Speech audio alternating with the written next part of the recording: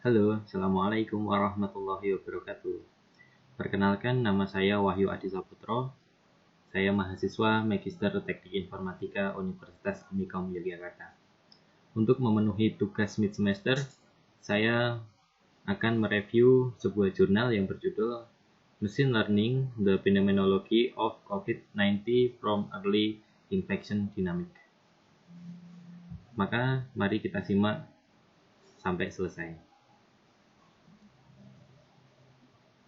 Jurnal kali ini yang berjudul Machine Learning of Phenomenology of COVID-19 from Early Infection Dynamics saya peroleh dari sebuah website yang bernama medrxiv.org,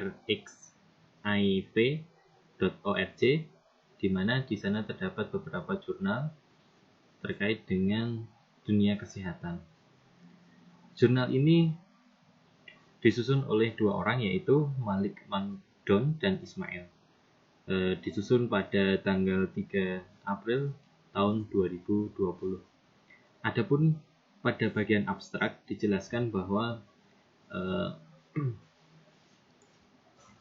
jurnal ini akan mempersembahkan sebuah data yang dengan beberapa metode yang di dalamnya akan mengekstrak beberapa hal. Yang pertama adalah dinamika awal yang mencakup kekuatan infeksi, tingkat infeksi ringan menjadi serius, perkiraan untuk infeksi tanpa gejala, dan prediksi positif baru kedepannya seperti apa, serta berakhirnya waktu COVID itu nanti sampai kapan. Nah, di sini diketahui pada data yang pertama itu data masuk pertama pada negara Kesatuan Amerika Serikat pada bulan Januari tanggal 20 tahun 2020. Metodenya melihat apakah asimptomatik itu signifikan berpengaruh terhadap penyebaran COVID-19. Di bagian introduction, kita melihat bahwa penulis ingin menjelaskan bahwa telah terjadi perdebatan data terkait dengan sifat-sifat pandemi COVID-19. Sebagai contoh itu persebarannya, apakah pandemik COVID-19 itu disebabkan oleh lebih banyak oleh orang yang tanpa gejala. Apakah seperti itu? Maka di sini sudah ada penelitian terkait dengan hal itu dengan beberapa metode. Yang pertama itu ada Chinazzi 2020 yang menggunakan Global Epidemic and Modality Model atau GLIM untuk memperlihatkan skenario terjangkitnya sebuah virus di negara China. Nah, selanjutnya pada metode tersebut juga dijelaskan bahwa metode tersebut menggunakan population model dan juga metode transportasi sebuah negara. Metode tersebut juga pernah digunakan di Amerika Serikat oleh Wilson di mana dia memprediksi bahwa sudah ada 150.000 sampai 1,4 juta yang terinfeksi positif terhitung sampai tanggal 30 April. Nah, oleh karena hal itu penulis mencoba menguraikan apakah sebenarnya penyebab yang terjadi itu adalah dari orang tanpa gejala. Apakah itu penyebarannya sangat signifikan atau tidak? Nah, di sini bisa kita lihat data yang ada. Data ini ada ketika waktu pertama pada tanggal 8 bulan Maret diperoleh ada beberapa yang terdeteksi terjangkit virus COVID-19, dan pada tanggal 13 diterapkan social distancing, tanggal 21 diterapkan lockdown, kebijakannya semakin meningkat dan semakin meningkat. Nah, apakah kebijakan tersebut bisa mampu untuk mengurai, apakah sudah tepat? Itu patut kita pertanyakan. Dari data tersebut, makalah ini membagi dari beberapa parameter. Yang pertama adalah asymptomatic, disimbolkan dengan huruf beta. Di sini adalah menjelaskan tentang apakah infeksi itu yang tidak terdeteksi atau tanpa gejala itu sangat berpengaruh pada pertumbuhan atau penyebaran eksponensial. Yang kedua itu adalah virulence. Virulence itu adalah kekuatan virus untuk menginfek seseorang. Seperti apa? Nah, yang ketiga ada K, lag time for mild infection. Jadi jarak antara infeksi ringan menjadi infeksi sangat serius atau proses inkubasi. Nah, yang berikutnya itu adalah M0 atau virus yang belum terkonfirmasi di saat masih tanpa gejala. Nah, untuk melakukan, pada makalah ini dilakukan sebuah kalibrasi dengan pemodelan data sebagai berikut. Pemodelan datanya dituliskan bahwa beta adalah 1:30 di sini, maksud 30 adalah 30% kasus per hari. Dan virulence itu adalah kegawatan sebuah virus untuk menginfeksi ini disimbolkan dengan 0,14%. Sebenarnya ini bukan virus yang not all serius fatal. Tidak semua kasus bersifat fatal. Jadi ini seperti halnya flu biasa, tapi hanya penyebarannya lebih luas dan lebih cepat. Ada MO, ada 4 ini dan berikutnya. Nah, yang kita bahas ini adalah paper untuk yang versi ketiga, sedangkan di dalam versi pertama diketahui bahwa prediksi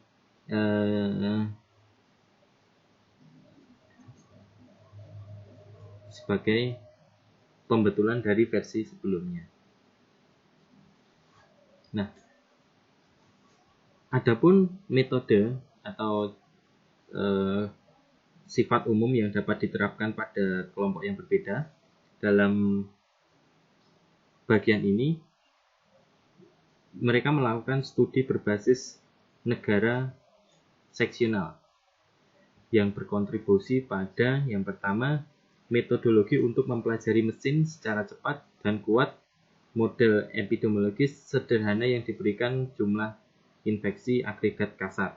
Jadi metodologi ini untuk membuat sebuah machine learning yang simple untuk melakukan pemodelan, memberikan data perkiraan jumlah infeksi ke depannya seperti apa. Dan juga membangun model sederhana dengan jeda untuk belajar dari dinamika pandemi awal. Jadi yang dijadikan patokan adalah pandemi awal. Hitungannya seperti apa ketika masa inkubasinya berapa, terus penularannya seperti apa. Penerapan metodologi dalam konteks data COVID AS, metode kami menguapkan infeksi tersembunyi yang signifikan jeda sekitar 10 hari, dan kami mengkonfirmasi bahwa kekuatan infeksi kuat dengan skala 0,14 dengan transisi ringan ke ringan infeksi serius. Analisis cross-sektorial dari dinamika pandemi di beberapa negara. Kita juga melakukan analisis di beberapa negara. Sebagai pengetahuan kami, satu-satunya prediksi yang diuji untuk COVID adalah karena waktu yang diprediksi. Hal yang kami ingin menunjukkan adalah model sederhana untuk memprediksi dinamika pandemi dari awal. Jadi yang didasarkan itu adalah dasar awal penyebaran pandemi seperti apa. Nah, untuk model dan metode untuk melakukan beberapa hal di atas disebutkan bahwa mayoritas model penyakit agregat individu disesuaikan dengan status penyakit seperti SI, SIR, SIS, GAMRAC, dan itu berdasarkan Kemak dan McKendrick tahun 1927 dan Bailey Anderson 1992. Mereka juga menggunakan model yang serupa dengan mempertimbangkan keadaan terinfeksi ringan yang dapat beralih ke kondisi serius. Data awal memungkinkan kita untuk membuat asumsi yang disederhanakan. Nah, dari beberapa kondisi tersebut, kenapa kondisi bisa menjadi serius? Ini penting. Jadi terlihat beberapa perubahan antara ringan menjadi serius. Ini adalah yang menjadi dirumuskan dalam bentuk sebagai berikut. CT-1 plus PMT-K.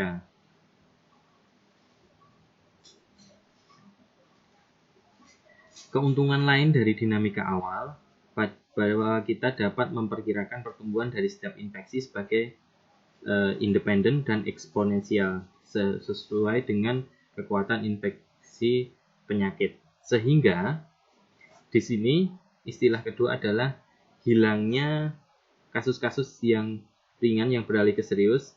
Istilah ketiga adalah sisa kasus yang tidak beralih ke pemulihan serius di beberapa waktu kemudian R.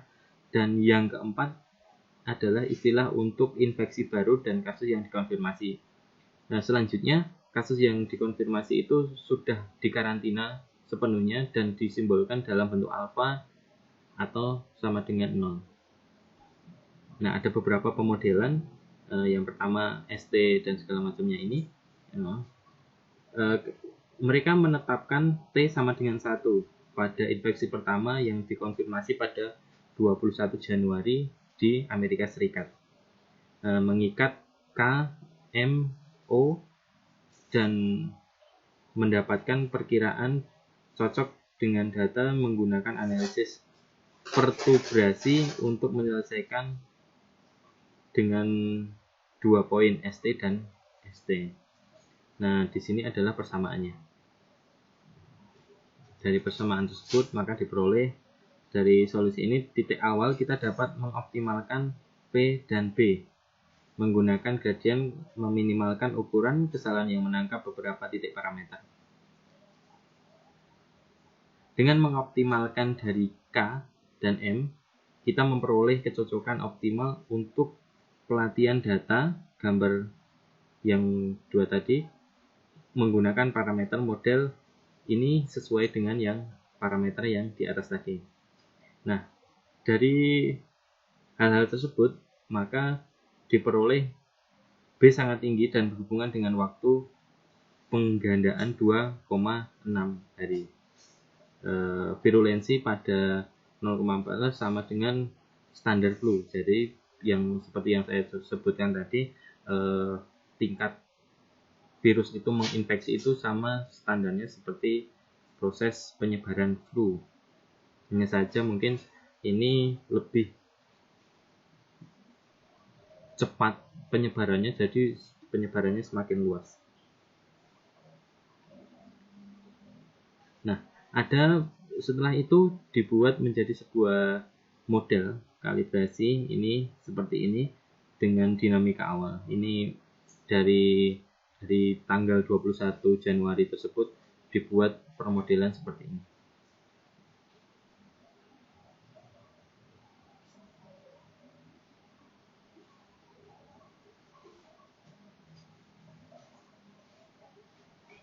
Wilayah biru pada dasarnya berisi model yang setara dengan 0,5 dari kecocokan optimal toleransi kesalahan. Wilayah biru tua menunjukkan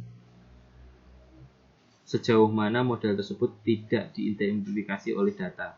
Memang semua model biru itu ini sama-sama cocok dengan data yang menghasilkan berbagai prediksi. Nah, dari seperti yang telah disebutkan, untuk mendapatkan perkiraan yang jujur kita harus mempertimbangkan semua model. Nah, semua model. Seperti yang terlihat pada gambar, ketidakpastian estimasi model yang pada gambar A, kesalahan fit optimal atas untuk di berbagai pilihan MO dan K, biru lebih cocok, merah lebih buruk, wilayah biru tua sesuai dengan model yang sebanding dalam 0,5 dari fit optimal, kontak putih adalah model yang dipilih. Pada model B, ini diperoleh model B cocok untuk K yang dipilih, dan M dan biru itu kelas untuk Epsilon dan optimal. Model kuat adalah kotak putih di tengah dari daerah biru tua. Daerah biru tua mewakili ketidakpastian. Model dalam persamaan 1 memberikan prediksi infeksi baru pada tabel di bawah ini. Kita bisa melihat tabel pada persamaan 1 tadi menghasilkan prediksi pada tabel di bawah ini. Nah, dari tabel-tabel tersebut yang sudah diuji di Amerika Serikat itu, makalah ini juga melakukan studi cross-seksional oleh negara. Jadi dan menghasilkan secara kualitatif menemukan bahwa penundaan lebih besar pada virus mencapai suatu negara menunjukkan B yang lebih besar. Jadi asimptomatiknya jauh lebih besar ketika tidak diketahui virus itu sudah mencapai berapa besar, tiba-tiba sudah melebar luas dan tidak terdeteksi. Kepadatan populasi di lokasi infeksi memiliki efek yang positif yang kuat, tetapi populasi negara tersebut kepadatannya tidak. Ada penyebaran yang lebih cepat di negara-negara dengan lebih banyak orang di bawah tingkat kemiskinan. Nah, ini didefinisikan sebagai persentase orang yang hidup di bawah pendapatannya kurang dari 5,5 dolar per hari. Nah, usia rata-rata yang terinfeksi sangat kuat itu adalah dalam usia muda, karena memiliki jangkauan yang cukup luas. Nah, yang satu lagi, kekayaan dan pendapatan per kapita memiliki beberapa efek. Nah, ini mungkin pengaruh dan tingkat pendidikan dan segala macamnya itu juga mempengaruhi. Dari hal-hal tersebut diperoleh kesimpulan bahwa dinamika awal memungkinkan kita untuk mempelajari sifat-sifat pandemi yang berguna. Dinamika ini selanjutnya mungkin terkontaminasi oleh intervensi manusia yang membuat data menjadi kurang berguna. Tanpa lebih umum, model kami belajar banyak dari dinamika awal COVID, dari kekuatan menular, virulensi, masa inkubasi, infeksi, dan yang tak terlihat, dan prediksi kasus yang akan dikonfirmasi. Meskipun di dalam toleransi kesalahan dari model sederhana dan sedikit data, infeksi asimptomatik kuat sekitar 30%, mengkonversi menjadi serius dengan laju paling banyak 1,2%. Ada ketidakpastian signifikan dalam jeda dari 1 hingga 13 hari, dan kami memperkirakan 5,3 juta infeksi tanpa gejala pada 14 Maret. Kisarannya adalah 1 hingga 26 juta. Informasi tersebut berguna untuk perencanaan dan kesiapan sistem kesehatan. Nah, jadi apakah informasi ini berguna? Kemungkinan informasi ini bisa digunakan untuk kebijakan publik untuk meningkatkan kewaspadaan terhadap COVID-19. Manfaat samping dari prediksi model adalah sebagai tolak ukur untuk mengevaluasi kesehatan masyarakat melalui intervensi dari kebijakan publik. Jika bergerak maju, infeksi baru yang diamati rendah dibandingkan dengan data yang ada. Artinya intervensi bekerja dengan kemungkinan besar mengurangi jumlah pasien yang tanpa gejala. Mulai sekitar 25 Maret teramati infeksi mulai turun, dan kami mengamati perataan pada 28 Maret. Amerika Serikat dan protokol jarak sosial basic mulai diterapkan pada sebelum 13 Maret, bahkan penguncian atau lockdown yang lebih kuat sekitar 21 Maret yang konsisten dengan data dan jarak model 10 hari. Tanpa itu, target kuantitatif untuk dibandingkan dengan akan sulit untuk mengevaluasi protokol intervensi. Nah, dari model-model tersebut tentunya memiliki batasan yang bisa dilihat. Salah satu halnya adalah walaupun kami menyajikan model yang optimal, itu harus diambil dengan sebutir garam karena banyak model hampir setara menghasilkan ketidakpastian prediksi. Nah, seperti itu yang bisa saya sampaikan pada review kali ini. Mudah-mudahan bisa bermanfaat bagi rekan-rekan semua yang melihat video ini dan bisa menyelesaikan tugas artificial intelligence. Terima kasih atas perhatiannya. Wassalamualaikum warahmatullahi wabarakatuh.